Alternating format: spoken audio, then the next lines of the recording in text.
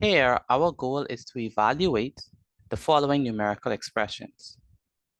Here we have 3 raised to the power of 4, and 3 to the 4th power is equal to 3 times 3 times 3 times 3. Now, 3 times 3, right? So 3 times 3 is equal to 9, and 3 times 3 is equal to 9, and 9 times 9 is equal to 81. So what does that mean?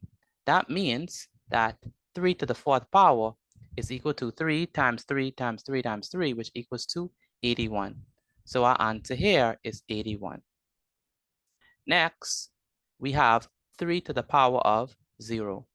Now, I'm sorry, next we have 7 to the power of 0. Now, 7 to the power of 0 is definitely 1. So here, 7 to the power of 0 is 1. Next, we have 64 raised to the power of 1 over 3.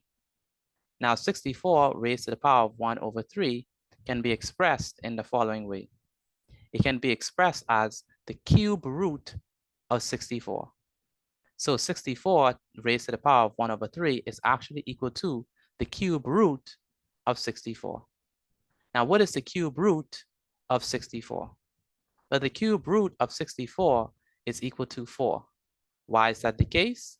That is the case because 4 times 4 times 4 is equal to 64. Indeed, 4 raised to the power of 3, or 4 cubed, is definitely equal to 64.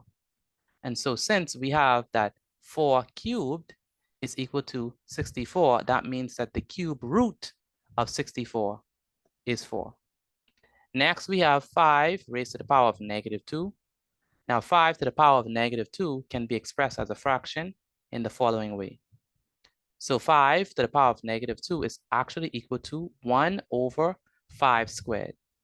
Now, what is 5 squared? Well, 5 squared is 25. So 1 over 5 squared is equal to 1 over 25. When we divide these two, we have 1 over 25, and 1 divided by 25 is equal to 0.04.